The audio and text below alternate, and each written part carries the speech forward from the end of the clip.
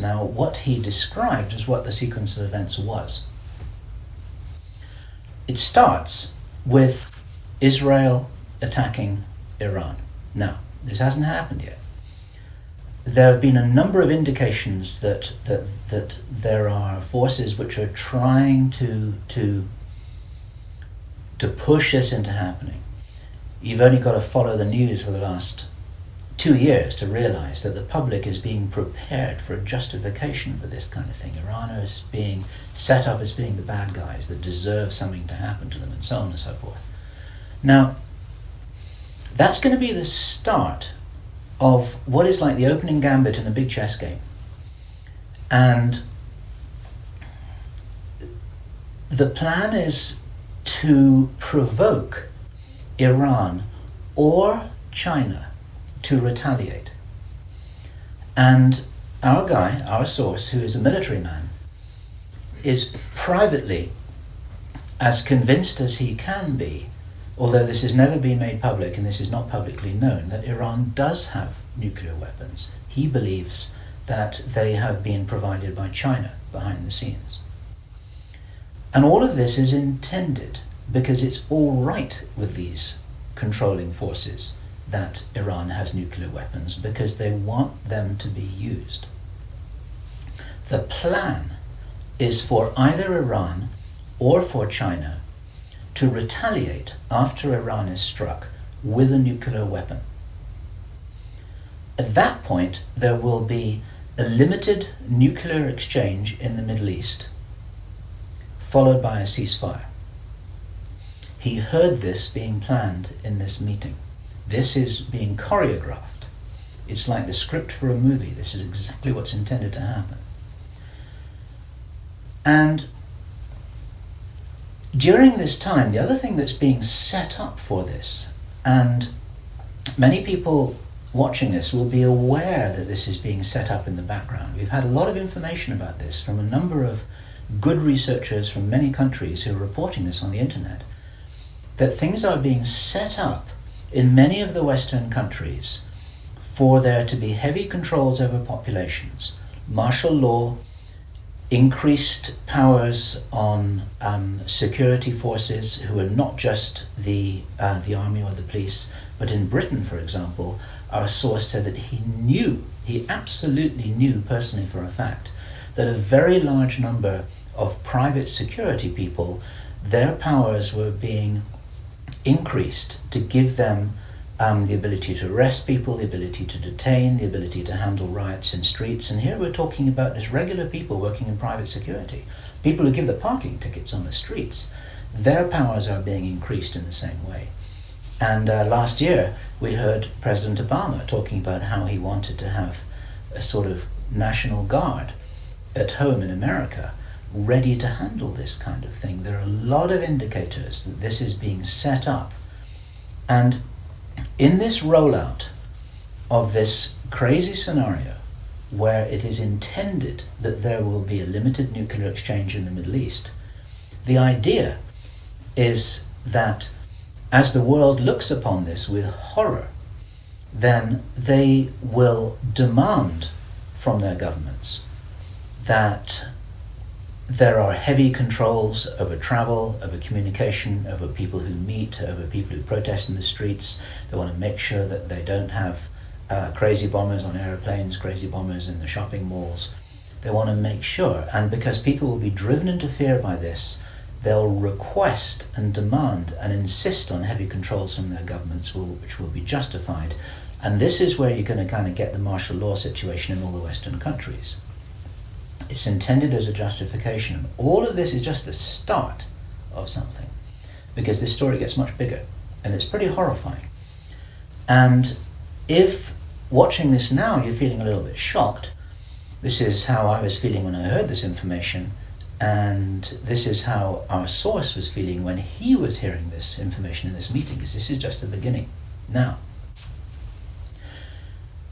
during the time of this ceasefire, everyone's shocked, everyone's frightened, everyone's really terrified about where this is going to go. There are all kinds of heavy controls over populations everywhere. And then the next thing that happens in this chess game that's being played is that biological weapons are released on China. He heard this being discussed in this meeting. They will release a flu-like virus that will be genetically targeted against the Chinese population. It's racially targeted against the Chinese people. It's designed to spread like wildfire and to knock out a large number of the Chinese people. And these people in this meeting were laughing about this. They said, China will catch a cold. Those were their words. China will catch a cold. And they were laughing about the fact that these biological weapons will wreak havoc among the Chinese population. And after that, then what effectively will be a kind of plague will actually spread right across the world to the West as well. Our source was not clear whether this was a Chinese retaliation or whether the thing would just spread out of control in the way that it would be very understandable if it did, whether it's racially targeted or not. These things actually mutate. So now you've got a situation where there's been a limited nuclear war in the Middle East. There's a pandemic that really is sweeping across the world and really is killing people very visibly. And you've got this totalitarian military lockdown in all the governments in the Western worlds because everyone's going to be in panic about all of this. And then, he said, then the real war starts. Something that would be justifiably called the Third World War, with a much more major nuclear exchange. And at this point, I asked him, is this just about population reduction? What is this about? Why are they doing this? Why this insane Dr. Strangelove plan for just unleashing all of this stuff on the world? Why do it? Now, as our conversation went on, I started to find answers to those questions. Now, some of this is speculation. I want to share this speculation with you because it's important enough that we work together here to figure out what's going on. And there are some clues, there's some very important clues that I'm going to present to you here in this video. He said, absolutely, it's about population reduction. So I said, well, in this meeting, did they mention any figures? And he said, yes, they did, 50%. Half the world's population. This is planned as per the Georgia Guidestones. For those of you who don't know what the Georgia Guidestones are, it's a stone monument in Georgia in America that was erected anonymously a number of years ago. It's in 8 languages, and it's like an Illuminati manifesto for a new world, as it were. And just hold that thought about this being a manifesto for a new world. This is an important concept here in what I'm presenting. One of the key parts of this manifesto for this new world is that there should be a population of 500 million people. Now, 500 million people is an enormous reduction from the nearly 7 billion that we've got at the moment. That's pretty much 95% of people who would no longer be on this planet. And 50% is a step towards that. And there's a reason why they're doing all of this. There's a reason why they're in a hurry. There's a reason for this insanity. And when he was explaining this, then he said that they have a name for this plan. This project has got a name. And I said, well, what is this name? He said, it is called the Anglo-Saxon Mission. The Anglo-Saxon Mission. Now, I'd heard that before. It was something historical, I think, to do with the Crusades quite a long time ago. But I hadn't heard it in the present day context, and neither had he. And later on, as he continued to tell his story, I began to understand what I thought this might be about. Hence the title of this video, and the reason why I want to share this information with you, because we need to work together to figure out what's going on here. It's extremely important to understand. There's a plan, I believe, that Hitler would be proud of, which is so evil, it's so Machiavellian, it's so hard to face up to. It's so unbelievable that I need to put it on the table for you so that you can consider whether or not this might be a possibility. The plans that I've been describing are definitely a possibility because he heard them with his own ears in this meeting. Everything I've described up until now, up to and including a major outbreak of hostilities after the limited war. So the sequence is as follows. The planned sequence is as follows.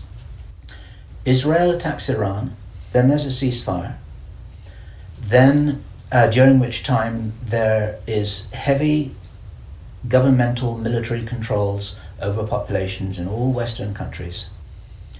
Then China is attacked by a biological weapon. It's a flu-like disease that spreads like wildfire. This goes all over the world, and then they have a major Third World War. And then, by this time, 50% of the population will be destroyed.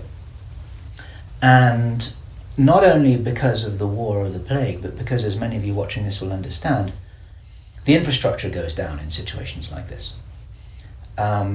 There's no food in the supermarkets, there's no gas in the pumps, the telecommunication goes down, there may not even be water coming out of the taps. People are kind of thrown back into a Victorian era without the facilities to handle this, because most people don't have their vegetable gardens, they don't have their horse and cart, they're not able to survive in the way that we used to be able to. We're very, very vulnerable in our technological advancement. We're extremely vulnerable, and of course the controllers know this. At this stage, our source was speculating about why are they in a hurry? Why do they want to do this? And there's a sort of heavy irony here, which is like, I was saying, well, if you're going to plan the Third World War, then why not take your time over it and get it right and do a really good job? You can, this could be in 20 years' time or 30 years' time, it doesn't really matter. Why is there in such a rush? And our source said that he felt, from inside information he's continued to receive, that this is still timed for something around 18 months from now. That puts it around about the middle of 2011.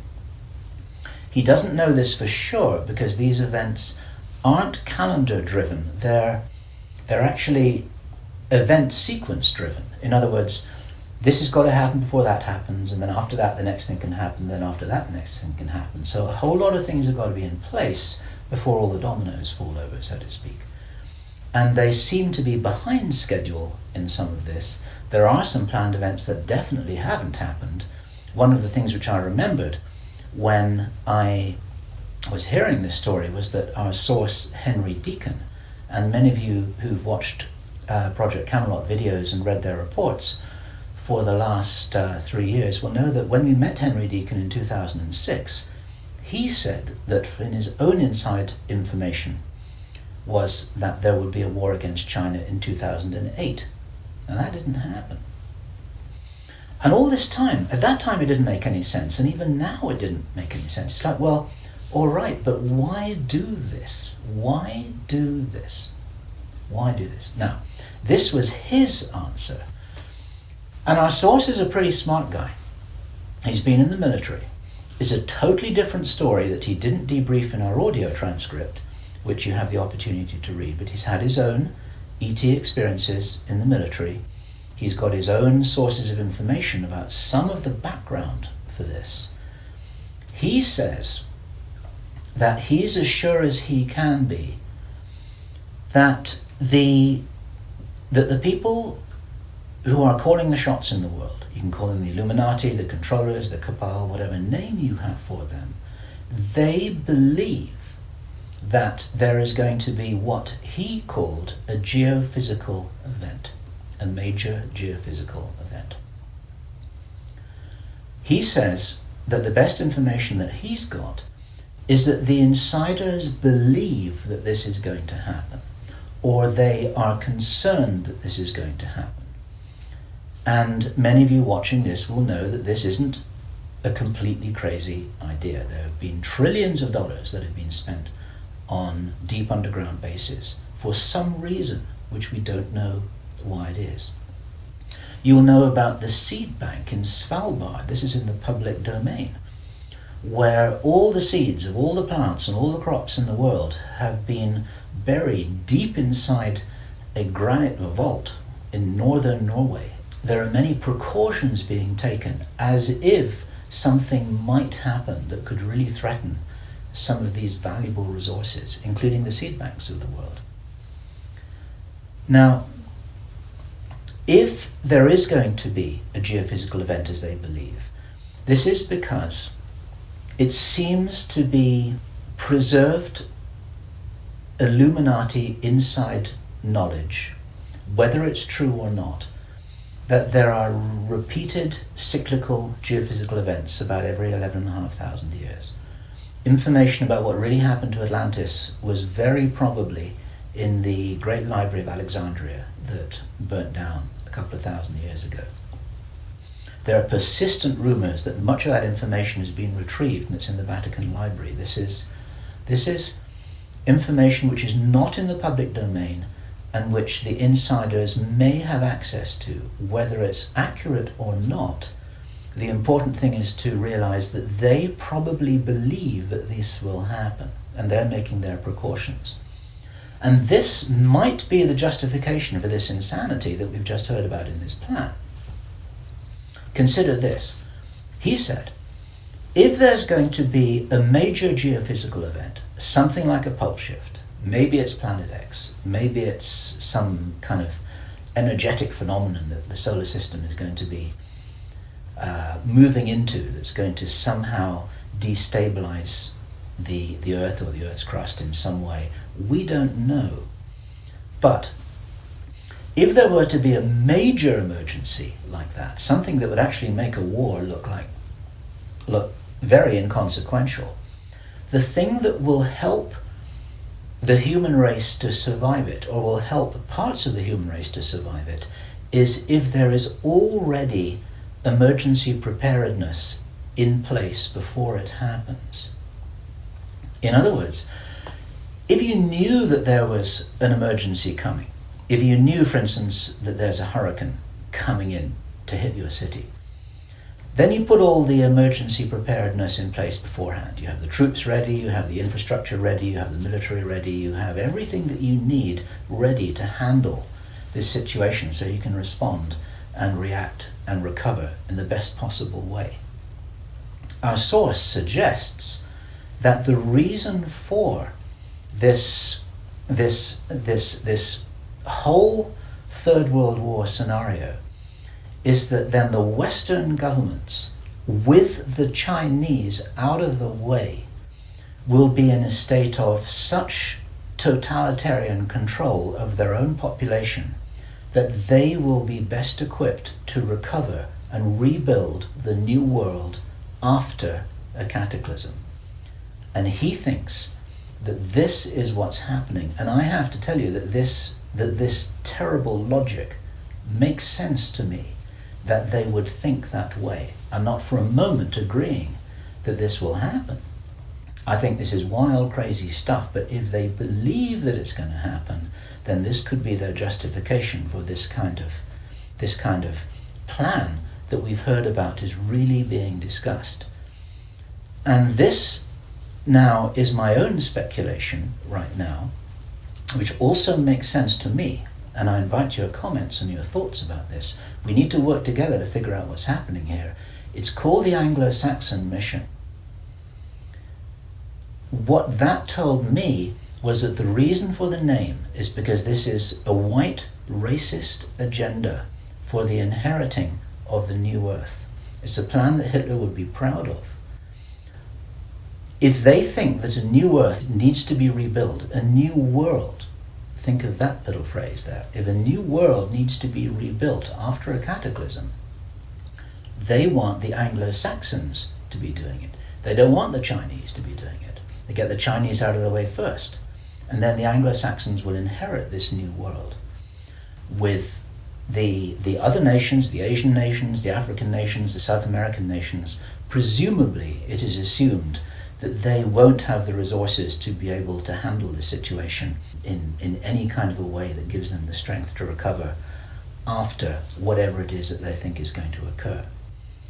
So there are several other parts of this which also fit, and one of the reasons why this is an important presentation to make personally is my own personal thoughts, because up until now I've been following a lot of the well-founded research on these sorts of agendas. We've had our own sources of information over the last 3 years, but I've always had questions in my mind, like, why would they do this? You know, war against China, why? Third World War, why?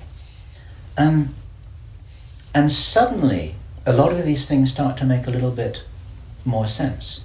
It's possible, for example, that when we heard from Jordan Maxwell in our interview with him, which we did at the end of last year, 2009, he described to us how he had researched a number of repeating symbols and images that had been used ever since the time of Hitler, and even long before that, about the dawn of a new day. There's something very important in Masonic and Illuminati thinking about the dawn of a new day. And here we have possibly the reason for their belief that if you think about the possibility of a cataclysm, if they think this is really going to happen, the 2012 movie that many of you will have seen, after all of the flood and all of the earthquakes and tsunamis, then you've got these big ships sailing across a calm sea with the sun streaming through the clouds, and you've got the dawn of a new day, and the implication in that movie is that now those people will be able to rebuild the new earth because those are the survivors. It's the modern day Noah's Ark. It's possible that the dawn of the new day, that it refers to that. And it even occurred to me, and I'd be interested for other researchers to offer their views on this, that the very term the New World Order that we first started to hear about 20 years ago, actually longer ago than that, but the New World might be the post-cataclysmic world. The New World, it might be the order for the New World after the cataclysm. They may be planning who will inherit the New World. It may be nothing less than this. Maybe this is what the New World Order is all about. It really is the order, the plan for the new world that they think is coming. They think this is going to happen.